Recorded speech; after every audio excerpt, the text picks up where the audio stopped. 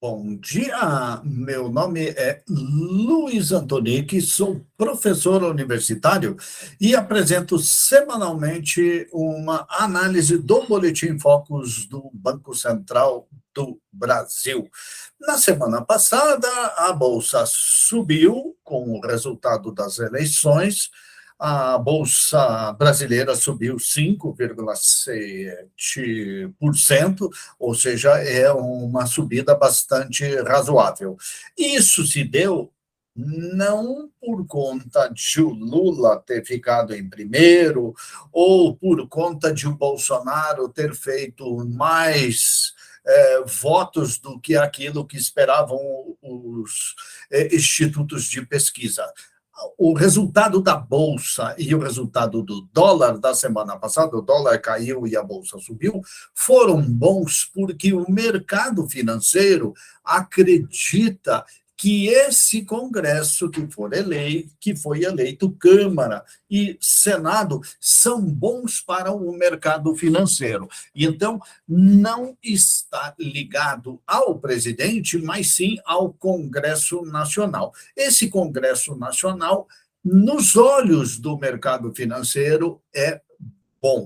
Porque, como você sabe, aqui o presidente da República, no nosso modelo de governo, ele tem um poder muito limitado. Qualquer coisa que você queira aprovar, ela dependerá da Câmara e do Senado. Então, o Congresso Nacional tem uma importância muito relevante no cenário político e, por consequência, também no cenário econômico. O nosso principal indicador continua em queda. Essa semana estamos com 5,71 de inflação. O mercado prevê que nós vamos chegar no ano em 5,71.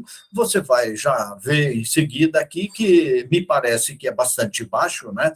Porque há pouquíssimo tempo atrás estávamos com 12 e 13. Veja só, caiu praticamente aqui 7 pontos percentuais, quer dizer, uma inflação bastante boa, bastante razoável. Hoje, dia 11 de setembro, saiu o IPCA do mês, 11 de outubro, saiu o IPCA de setembro.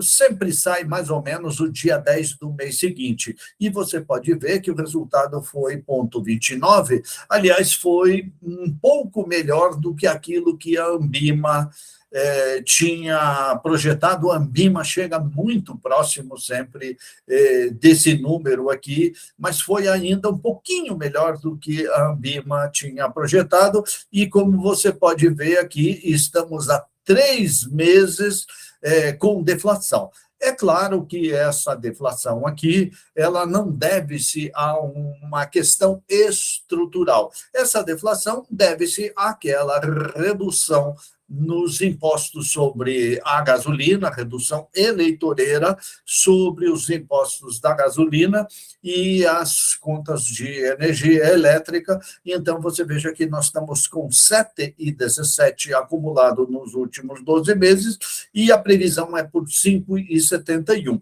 Isso vai acontecer pelo seguinte, porque você tem que contar que esses 3 números aqui vão cair fora, principalmente esse de outubro aqui é altíssimo, 1,25, e vai entrar um número bem baixinho aqui em cima. Então, por si só, esse número vai puxar esse 7,17 para baixo.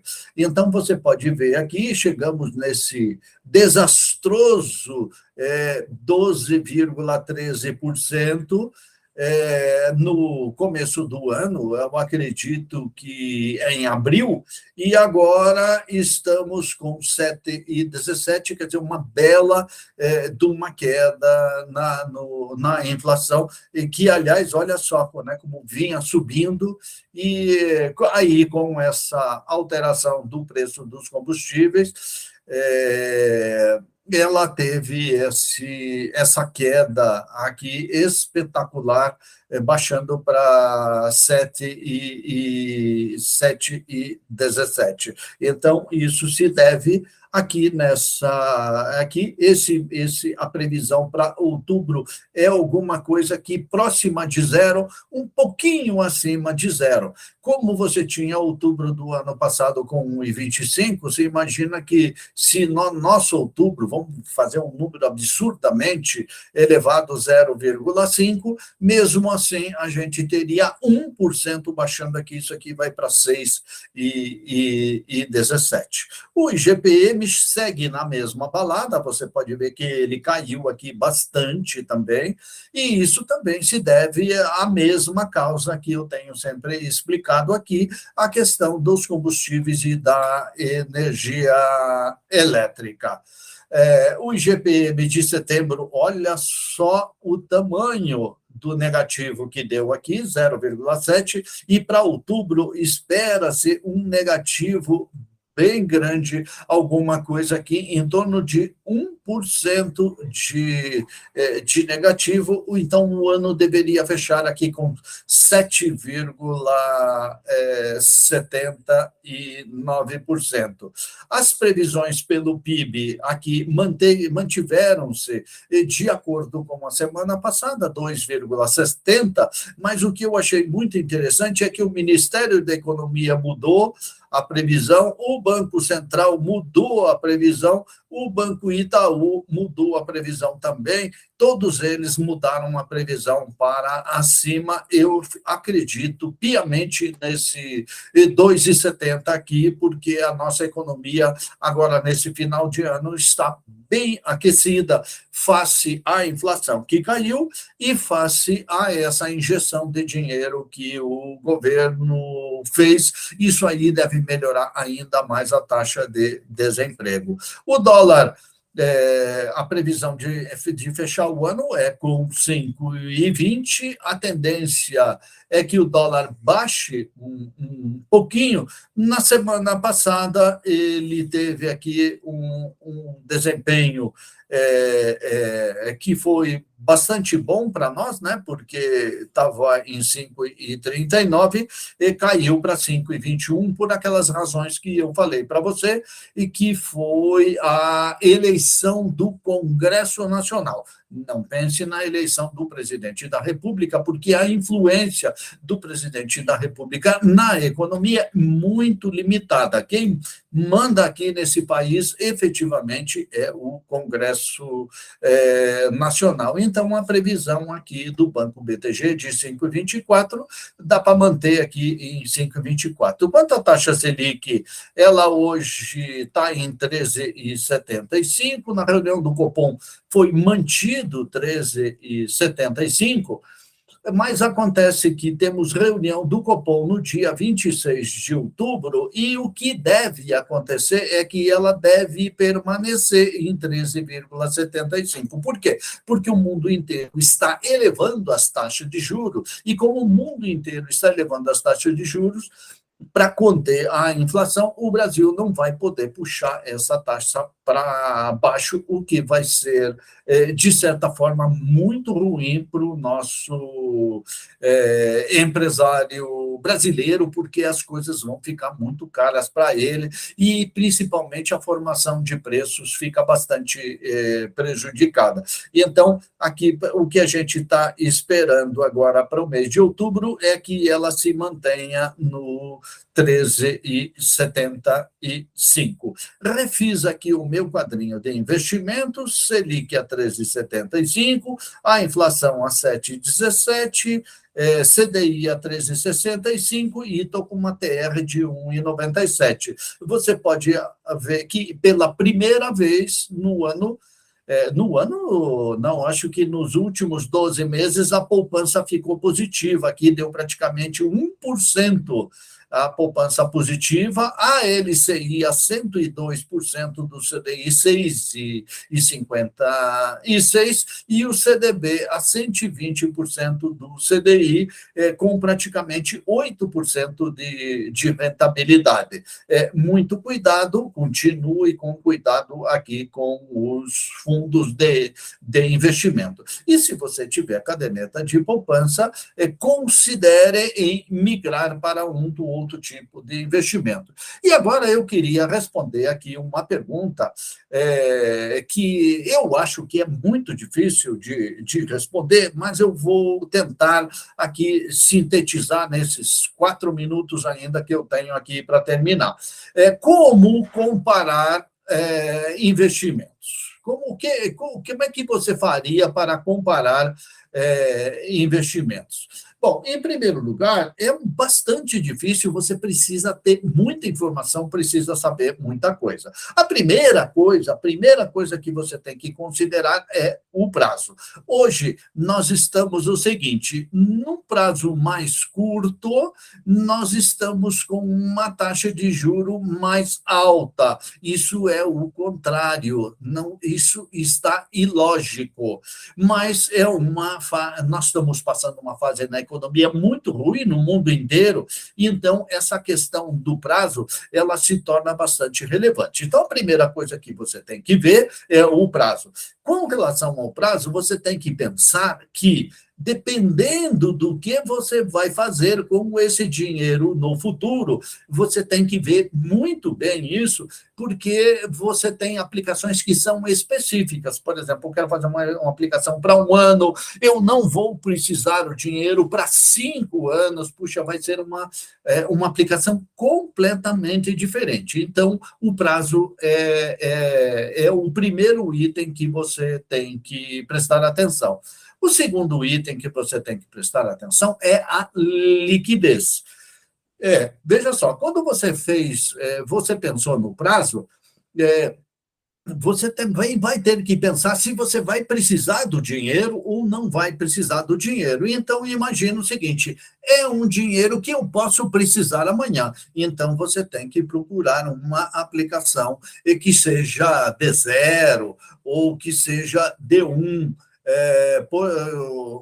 ou seja, você deposita hoje, se você precisar amanhã, você vai lá e retira amanhã esse dinheiro.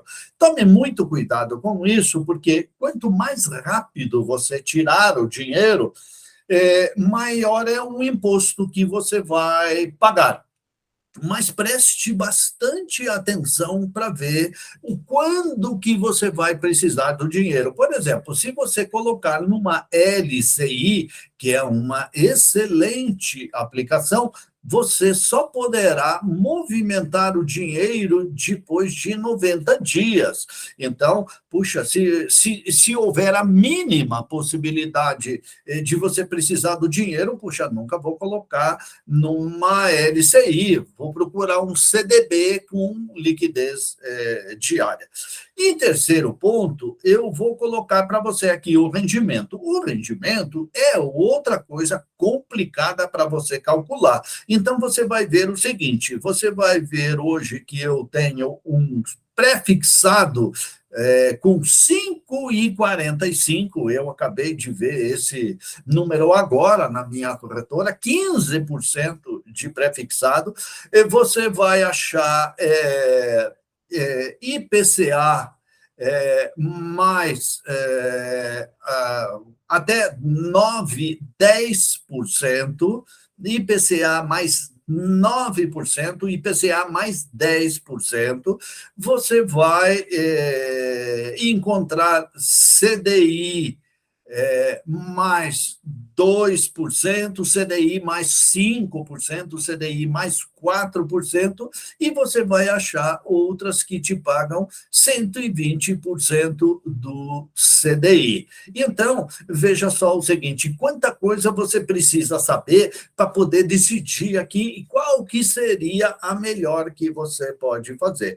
Então, ou você estuda muito, ou você depende de um agente de investimentos. Ele toma a decisão por você. Você não vai fazer o que você quer. Então, o rendimento é bastante complicado, porque você vai ter que saber ler esse investimento aqui e, além disso, você saber interpretar. Então, por exemplo, se eu tenho um prefixado que me paga 5,40, 15,45 e uma LCI que me paga 95% do CDI, Para comparar os dois, precisa saber o seguinte: tem imposto nesse? Tem imposto nesse? Quanto que fica líquido de imposto aqui? Quanto que fica líquido de imposto aqui? Tem garantia nesse negócio?